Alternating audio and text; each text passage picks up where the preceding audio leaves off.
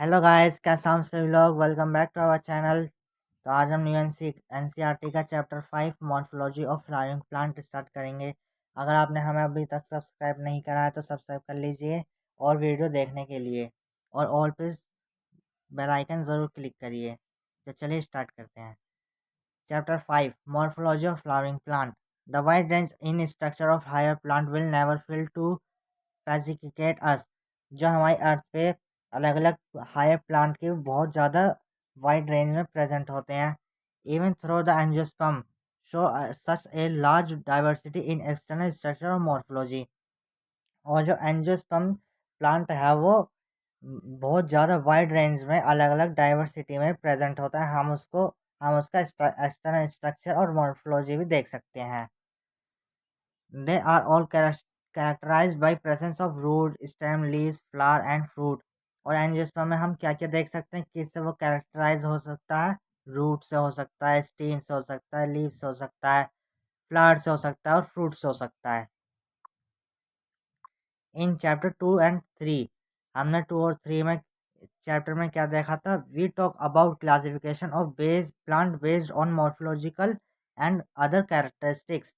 हमने चैप्टर 2 और 3 में अलग अलग प्लांट को अलग अलग क्लासिफिकेशन करा था। किसके बेस पर? मॉर्फोलॉजी के और उनके अदर कैरेक्टरिस्टिक के बेस पर करा था। For any successful attempt at classification and at understanding में any high plant for that matter any living organism. और हमने उनको सक्सेसफुल अटेम्प्ट करा था, उनको क्लासीफाई करा था हायर प्लांट को, ताकि हम उसको अच्छे से स्टैंडर्डाइज कर पाएँ, अच्छे से समझ पाएँ। We need to know standard technical terms and standard definition. हमें स्टैंडर्ड टेक्निकल्स और स्टैंडर्ड डेफिनेशन को पता रखना होगा आगे आगे टर्म को समझने के लिए।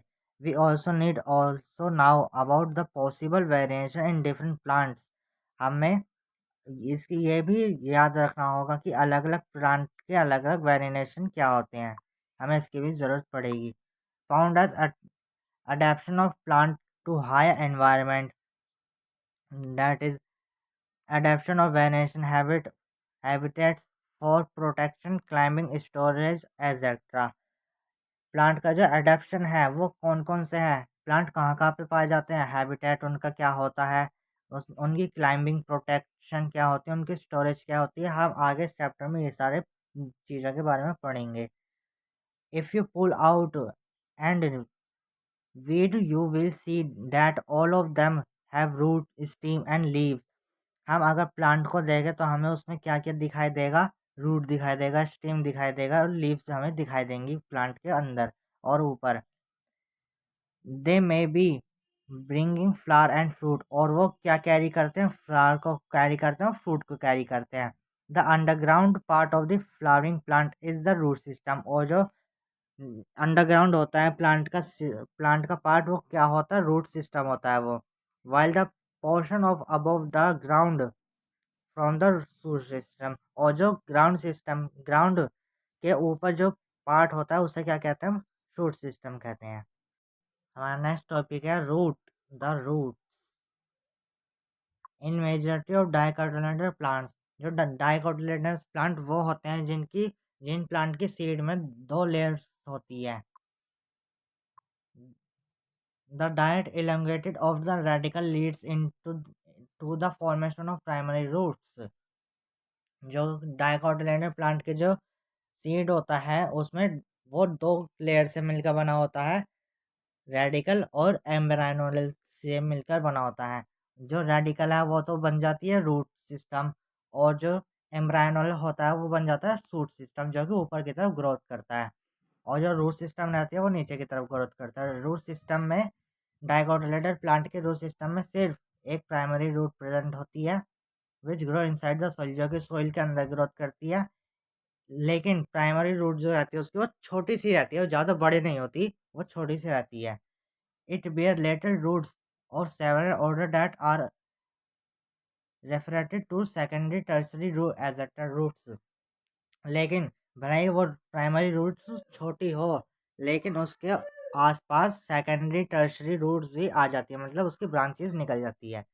जैसे कि ये तो हो गया उसकी प्राइमरी रूट्स। इसके इसके अंदर से ही सेकेंडरी रूट्स भी निकलनी शुरू हो जाएंगी। ये इससे एकदम अटैच होती है और सेकेंडरी रूट्स में से ही इसकी टर्शरी रूट्स निकल जाएंगी। ये है इसकी tertiary roots. The primary root and its branches out continued the tap root. और जो ये प्राइमरी रूट्स है, ये वाली ये रही, ये प्राइमरी रूट्स है बीच वाली, और इसके साथ ही टर्शरी रूट निकल रही है जिसे हम कहते हैं सेकेंडरी रूट्स। और सेकेंडरी रूट्स में ही टर्शरी रूट निकल रही है। और इस सिस्टम को हम क्या कहते हैं? Tap root system. Tap root वो होती है जिस रूट को हम खा सकते हैं, उस रूट को कहते हैं हम tap root. As see in mustard plant, ये सिस्टम हमें किस में देखने को मिलता है? मस्टर्ड प्लांट में। In monocotyledon plants the primary root is short lived and it is placed in a single large number of roots। जब मोनोकोटिलेडर प्लांट्स होता है, जिस जिस प्लांट का सीड एक ही लेयर से मिलकर बना होता है, उसमें क्या होता है? ये लार्ज नंबर में प्रेजेंट होती है रूट्स। मतलब कि उसकी प्राइमरी रूट्स में से ही, प्राइमरी रूट्स भी उसकी छोटी रहेगी, लेकिन उसमें से ही बहुत सारी सेकेंडरी टर्शरी रूट्स निकल जाएगी, बहुत सारी। This root originate from the base of the system and constitute the fiber root system। और इसी रूट सिस्टम को हम क्या कहते हैं? Fibre root system. जैसे कि ये रही, इसी रूट में से हमें बहुत सारी फाइबर लाइक रूट्स निकल गई है बिना किसी प्राइमरी रूट के। यह है एक सिंगल प्राइमरी रूट, इसमें से सेकेंडरी टर्शरी रूट निकल ली है, यह फाइबर रूट। ऐसे इन वीट प्लांट, ये हमें कौन से प्लांट में देखने को मिलता है? वीट प्लांट में देखने को मिलता है। In some plant like grass, monstera and banyan tree, root arise from part of the plant other than at the radical and called advantageous roots। कुछ प्लांट में जैसे कि ग्रास में, मॉन्स्टेरा प्लांट में और बनियन ट्री में roots जो रहती है वो स्टेम से ही निकलनी शुरू हो जाती है। मतलब कि ये इसकी स्टेम है, इसमें से ही उसकी रूट्स निकलनी शुरू हो जाएगी। उसे उस रूट सिस्टम को हम क्या कहते हैं? एडवांटेजेस रूट कहते हैं। और ये हमें फिगर में भी दे रखा है, जैसे कि ये रही इसकी ब्रांच, इसमें से ही इसकी एडवांटेजेस रूट्स निकल ली है। इसका एग्जाम्पल है banyan tree. In main function of the root system and absorption of water and minerals from the soil, providing a proper and anchorage of the plant parts, supporting, storing, reserve food material and synthesis of plant growth regulation। ये ये root क्या function करती है? Root system ये water को, minerals को soil में से लेने का काम करती है और प्रोवाइड करती है अच्छे से प्लांट के हर एक पार्ट को। वाटर की सप्लाई करती है, मिनरल्स की सप्लाई करती है प्लांट के हर पार्ट को, और फोटोसिंथेसिस का काम करती है रूट सिस्टम। और ये प्लांट की ग्रोथ को भी बढ़ाने का काम करती है। रीजन ऑफ रूट्स, मतलब रूट्स के अलग अलग जो भी रीजन रहते हैं हम उसके बारे में पढ़ेंगे। The root is covered at the apex by a thimble like structure called the root cap. जो कि रूट का एंड रहता है वो एक एपेक्स से कवर रहता है, जिसे हम क्या कहते हैं? रूट कैप कहते हैं। ये रहा, ये रूट इस रूट कैप से कवर्ड हो रखा है। It protects the tender apex of the root as it makes it way through the soil. जो रूट्स का जो एंड रहता है वो बहुत ही सॉफ्ट होता है, इसलिए रूट कैप जो रहती है उसे कवर्ड करती है, ताकि रूट जो सॉइल के अंदर ग्रोथ कर रही है उसे किसी भी पत्थर से या फिर किसी भी पार्टिकल से कोई भी इंजरी या फिर डैमेज ना हो। इसलिए रूट के एंड पे एक रूट कैप लगी हुई रहती है, जो कि थंबल लाइक स्ट्रक्चर की रहती है, और वो रूट को ग्रोथ करने के लिए मदद करती है और उसे बचाती है हर डैमेज से। A few millimetre above the root cap is the region of meristematic activity.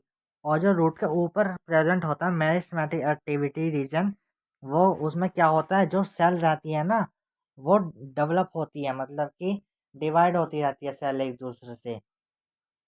वो सेल वो रूट की जो हाइट है उसे बढ़ाने का भी काम करती है। The cell of the region are very small. जो रीजन रहता है इस सेल का वो बहुत ही छोटा होता है, थिन वॉल्ड का रहता है, एंड विद डेंस प्रोटोप्लाज्म, और उसमें जो प्रोटोप्लाज्म रहता है वो बहुत ही कम होता है। दे डिवाइड रेपिडली, और जो सेल्स रहती हैं वो रेपिडली डिवाइड होती रहती है। The cell proximal to this region undergoes rapidly elongation and enlargement and are responsible for growth of the root in length। और जो ये सेल रहती हैं ये एलोंगेशन करती है, रैपिडली डिवाइड करती है, और इस रीजन में जो रूट की हाइट रहती है वो बहुत ही तेज़ी से बढ़ती है। एलोंगेशन करने के लिए ये रूट की लेंथ को बढ़ाने का काम करती है ये वाली रीजन, मेरिस्टेमेटिक रीजन जो रहती है। This region is called region of elongation. इस रीजन को हम क्या कहते हैं, रीजन ऑफ एलोंगेशन। मतलब कि रीजन ऑफ मैचुरेशन एक्टिविटी में जो सेल रहेगी उसमें तो वैक्यूल प्रेजेंट होगा, बहुत ही छोटा सा, ये छोटा सा वैक्यूल उसमें प्रेजेंट है। लेकिन जो रीजन ऑफ एलोंगेशन रहेगा उसमें जो सेल रहेगी उसमें जो वैक्यूल प्रेजेंट होगा वो होगा बहुत बड़ा, उसमें बड़ा वैक्यूल प्रेजेंट होगा। इसलिए इसलिए ये वाली जो रीजन है इसमें इसका साइज बड़ा होता है सेल का। The cell of enclosed the cell of elongation zone gradually differentiated and mature. Hence, this zone proximal of two regions and of elongation. It is called region of maturation।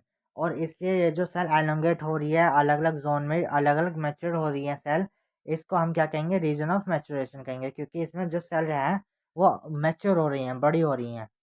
From this region some of epidermal cell from very fine and detailcation thread like structure called root hair। और जो इस reason of maturation में जो structure हमें देखने को मिल रही है कैसी है, root like hair like structure है, इसे हम कहते हैं रीजन ऑफ मैचुरेशन। इसमें सेल जो रहती है रूट में से इसकी क्या निकल रही है, प्राइमरी रूट्स में से इसकी सेकेंडरी रूट्स निकल रही हैं, और ये हेयर लाइक स्ट्रक्चर होती है। This root hair absorb water and minerals from the soil. और ये जो हेयर लाइक रूट्स रहती है, सेकेंडरी रूट्स रहती है, ये सॉइल में से मिनरल्स और वाटर को एब्जॉर्ब करने का काम करती है। The next topic is the stem. What are the feature that distinguish a stem from a root. जो स्टीम है उसका फंक्शन क्या है और वो रूट से कैसे ग्रो होती है steam.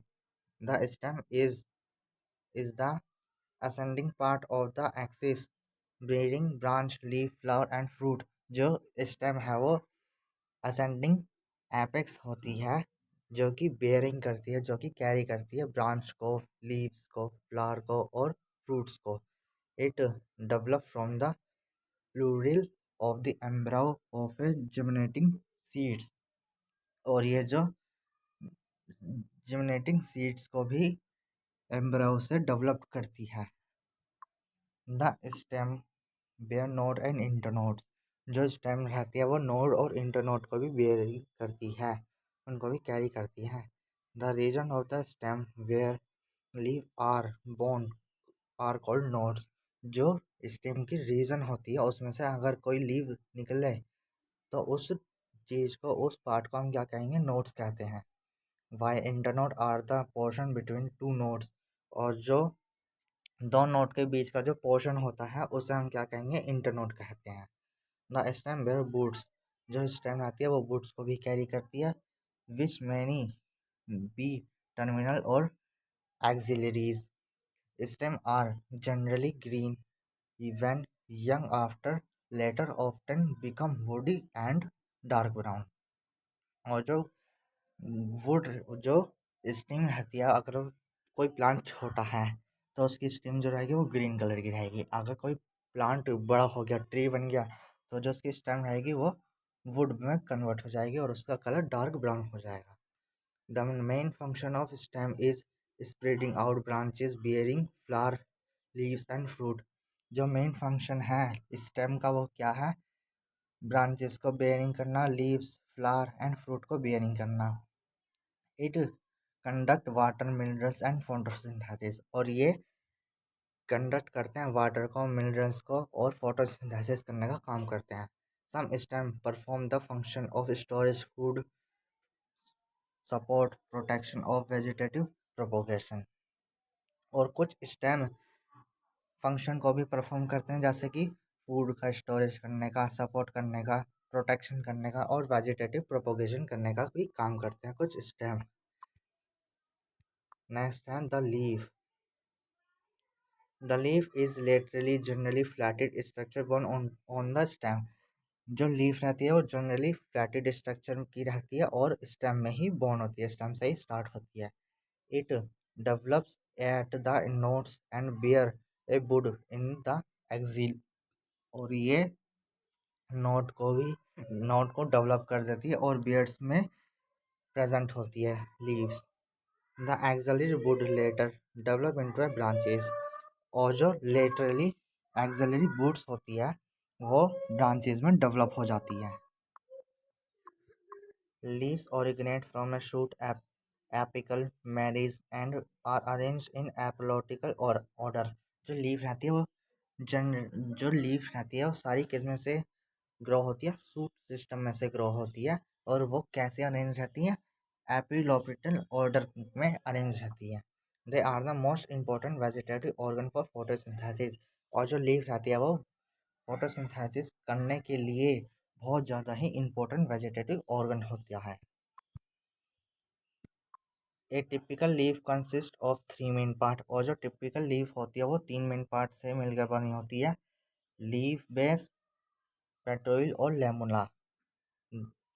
The leaf is attached to the stem by the leaf base, and many bear two lateral small leaf-like structure called stipules। और जो कि लीफ अटैच होती है स्टेम से वो किसके थ्रू होती है? लीफ बेस के थ्रू होती है। ये रही लीफ बेस, और वहाँ पर कुछ दो छोटे छोटे से लीफ लाइक स्ट्रक्चर प्रेजेंट होती है जिसे हम कहते हैं स्टिपेल्स कहते हैं। इन मोनोकोटिलेडन्स के अंदर the plant base expand into a sheet, converting the stem partially और wholly। जो कि मोनोकोटिलेटेड प्लांट्स के अंदर जो लीफ बेस होती है वो एक्सपेंड होके क्या बन जाती है? एक शीट में कन्वर्ट हो जाती है, और वो पार्शली खुली होती है, मतलब अंदर से खोखली होती है। In some leguminous plant, the leaf base may become soline, which is called pulvinous। और कुछ लेमिनेनियस प्लांट के अंदर जो लीफ बेस होती है वो सोलिन में कन्वर्ट हो जाती है, सोलिन बन जाती है, जिसे हम पुलवेनियस कहते हैं। Petiole help hold the blade of light.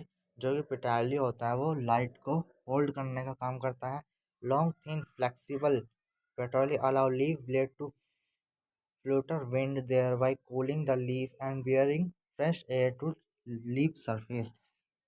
और जो पिटाली होता है वो लीफ को अलाउ कर देता है कि वो विंड में लहराए और वो ठंडी रहे, लीफ ठंडी रहे, और वो फ्रेश एयर को अपनी सरफेस पे कैरी करके रखे। द लेमिना और लीफ ब्लेड। लेमिना जिसे हम लीफ ब्लेड भी कहते हैं, ये रही लीफ की sharpness, is the green expanded part of the leaf with vein and winglet। जो कि लीफ लेमेला होता है जिसे हम लीफ ब्लेड भी कहते हैं, वो ग्रीन एक्सपेंडेड पार्ट होता है लीफ का, और जिसमें वीन्स और विंगलेट प्रेजेंट होती है। There is usually a middle prominent leaf which which is known as the middle rib. और ये यूजली हम मिडल प्रोमिनेंट लीफ में देख सकते हैं, जिसे हम यूजली मिडल रिब्स भी कहते हैं। Veins provide rigidity to the leaf blade and act as canals to transport water, minerals and food materials। और जो कि रिगिडिटी प्रोवाइड करती है, वीन्स जो रहती है वो प्रोवाइड करती है रिगिडिटी को लीफ ब्लेड पे, और वो कहती है कि कैनल से ट्रांसपोर्ट कैनल से वाटर को, मिनरल्स को और फूड मटेरियल को ट्रांसपोर्ट करे। The shape, margin, apex surface, and extent of insertion of lamina varies in different leaves, जो कि डिफरेंट लीव्स में अलग अलग लीव्स में जो शेप रहेंगी, मार्जिन रहेंगी, एपेक्स रहेंगी, सरफेस रहेगा, वो लेमिना का अलग अलग रहेगा अलग अलग लीव्स में। The next topic is veination. The arrangement of vein and veinlet in the lamina of leaf is termed as veination. Leaf के लेमिना के अंदर वेनलेट और वीन्स प्रेजेंट होते हैं और उन दोनों के अरेंजमेंट को हम वेनेशन कहते हैं। When the veinlet form a network the venation is termed as reticular. जब वेनलेट जो है वो नेटवर्क की फॉर्म में अरेंज हो जाए तो उस वेनेशन को हम रेटिकुलेट कहते हैं। When the vein runs parallel to each other with a lamina the venation is termed as parallel. जो वेन्स है वो पैरेलल में अरेंज हो जाए लेमिना के अंदर तो उस वेनेशन को हम पैरेलल कहते हैं। Leaf of dicotyledonous plant generally process of reticulate venation. जो डाइकोटिलेडोनस प्लांट्स की लीफ होती है वो जनरली रेटिकुलेट वेनेशन की होती है। while parallel venation is the characteristic of most monocotyledonous plants. और जो मोस्ट मोनोकोटिलेडोनस प्लांट्स की लीफ होती है वो जनरली कैसी होती है, पैरेलल वेनेशन की होती है। ये रही, ये हो गई रेटिकुलेट वेनेशन की। इसमें जो वीनलेट है इसमें होती है वीनलेट और इसमें होती है पैरेलल में होती है वीन्स। जो वीनलेट है वो कैसे नेटवर्क फॉर्म में अरेंज है, कोई इधर है कोई इधर है कोई इधर है। और ये वाली जो है ये है पैरेलली लीफ, इसमें कैसी है वीन्स पैरेलली अरेंज है, इसे हम कहेंगे पैरेलली लीव्स और इसे हम कहेंगे रेटिकुलेट लीव्स। हाँ, नेक्स्ट टॉपिक है type of leaves. A leaf is said to be simple when its lamina is enter or within inside the incision of do not touch midrib। जिस leaf का जो lamella है वो midrib को touch ना करे उसको हम कहेंगे सिंपल लीफ, जो कि डायग्राम में भी दे रखा है। ये हो गया लैमिला और ये हो गई इसकी मिडलिप। जो लैमिला है वो मिडलिप को टच नहीं कर रही, इसलिए ये सिंपल लीफ नहीं कहलाएगी। अगर ये जो लैमिला है ये मिडलिप को टच करता तो हम इससे कहते कंपाउंड लीव, लेकिन ये अभी टच नहीं कर रहा है इसलिए हम इसे कहेंगे सिंपल लीव।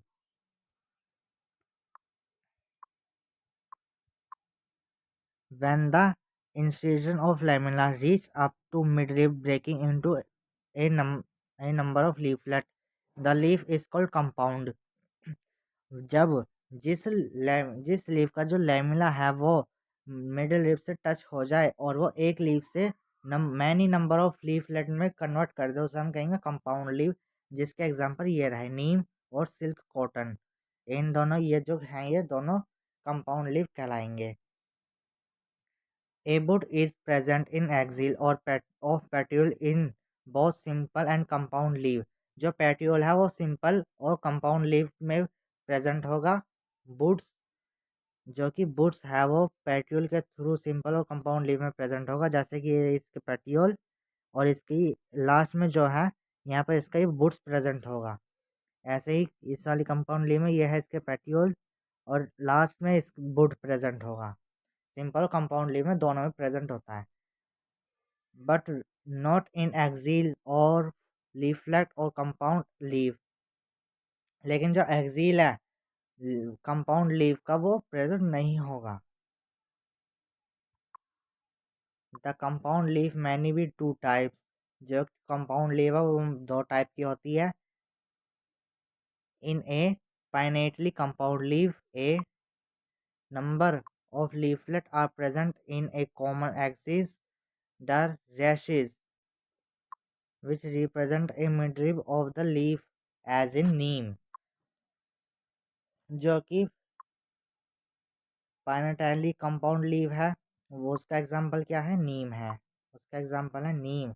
मतलब कि जिस लेमिला का मतलब कि जिस लीफ का जो लेमिला है वो नंबर्स में डिवाइड हो जाए कॉमन एक्सिस पर, उसे हम क्या कहेंगे, रैशेज, उसे हम कहेंगे rashes.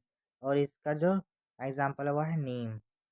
In palmatory compound leaf, the leaflet are attached to a common point that is at the tip of petiole as in silk cotton।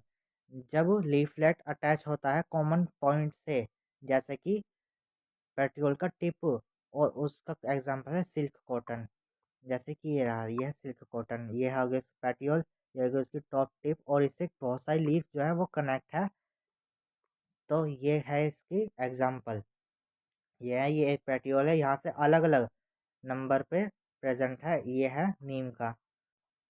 The next is phyllotaxy. Phyllotaxy is a pattern of arrangement of leaf on the stem और branches. Leaf के ऊपर जो stem और branches हैं उनके arrangement को हम phyllotaxy कहते हैं। This is usually of three types. ये तीन टाइप की होती है, अल्टरनेट, अपोजिट और वुल्ड होती हैं। In alternate type of phyllotaxy, alternate type में फाइलोटैक्सी कैसी होती है? A single leaf arise in each node and in alternate manner, as such China rose, mustard and sunflower plant। Alternate phyllotaxy में leaf कैसी arrangement होती है? ऐसी alternate manner में, जैसे कि ये होगी इसकी स्टेम और ये होगी एक लीव, तो यहाँ पर इसके नीचे दूसरी होगी, फिर यहाँ पर दूसरी, यहाँ पर दूसरी, ये ऐसे अल्टरनेट में अरेंज होंगी। इसे कहते हैं, जिसका एग्जाम्पल है China rose. In opposite type of pair of leaf arise in each node are lie opposite to each other, such as in calotropis and guava plant।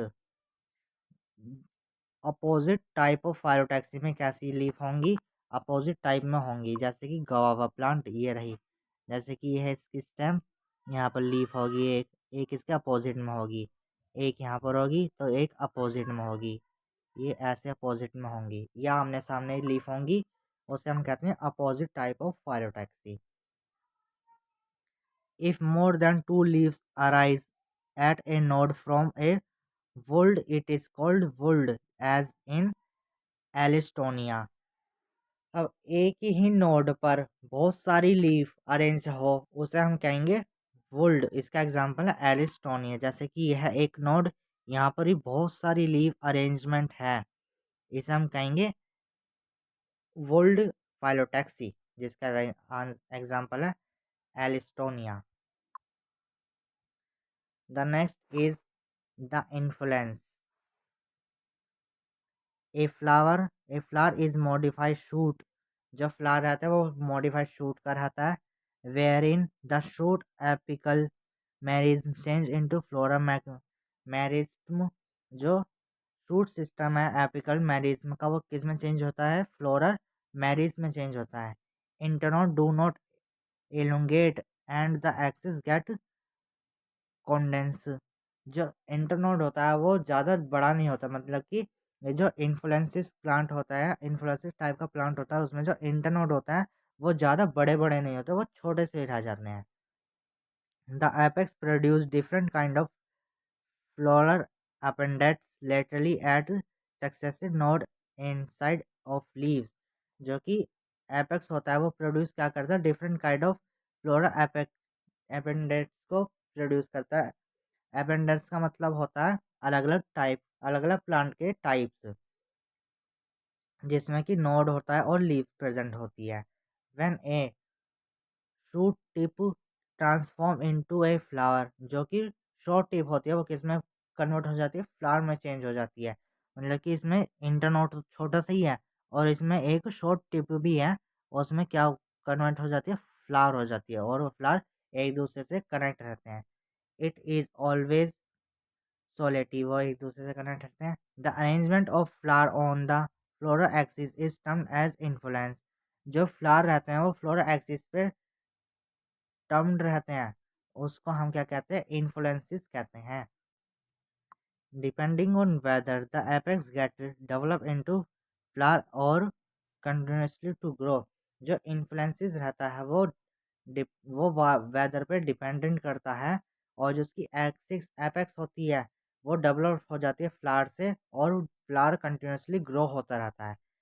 To major type of inflorescences are defined, racemose and cymose. जो inflorescences है उसके दो type हैं जो जिनका नाम है रेसमोसिस and साइमोसिस। In रेसमोसिस type में क्या होता है, of inflorescences the main axis continuously to grow. जो इन्फ्लुएंसेस का रेसमोसिस होता है वो कंटिन्यूसली ग्रो होता रहता है। The flower are borne laterally in an apical ex succession. जो कि फ्लावर होता है वो बोर्न कहाँ पर होता है, एपिकोटल सक्सेशन में बोर्न होता है। हम दोबारा देखेंगे। जो कि रेसमोस टाइप जो रहता है इन्फ्लोरेसेंस का, उसमें मेन एक्सिस जो रहती है वो कंटिन्यूसली ग्रो होती रहती है। और फ्लावर का जो वो कहाँ पे पैदा होता है, फ्लावर एक्ट और पेटल सक्सेशन में फ्लावर पैदा होता है। The Simos type of influences. The Simos type of influences, the main axis terminate in a flower, hence it is limited in growth. जो कि साइमोस टाइप ऑफ इन्फ्लुएंसेस रहता है, influences में दूसरा टाइप कौन सा होता है, साइमोस। इनमें जो मेन एक्सिस रहती है वो सिर्फ कुछ लिमिट में ही ग्रो हो पाती है और उसमें फ्लावर प्रेजेंट होता है। The flower are borne in a basipetal order. और जो फ्लावर होता है साइमस में वो बेसिपेटल ऑर्डर में अरेंज होता है, उसमें ही बोर्न होता है। तो आज के पार्ट में बस इतना ही। अब जो नेक्स्ट पार्ट है उसमें हम ये जो नेक्स्ट टॉपिक है द फ्लावर, ये हम नेक्स्ट पार्ट में डिस्कस करेंगे। तो अगर आपने यहाँ तक देखा है तो हमारे चैनल को सब्सक्राइब ज़रूर करिए, लाइक ज़रूर करिए, और आगे की वीडियो देखने के लिए ऑल पे सेलेक्ट ज़रूर कर लीजिए सब्सक्राइब करने के बाद। तो हम नेक्स्ट पार्ट ज़रूर लाएंगे। Thank you for watching.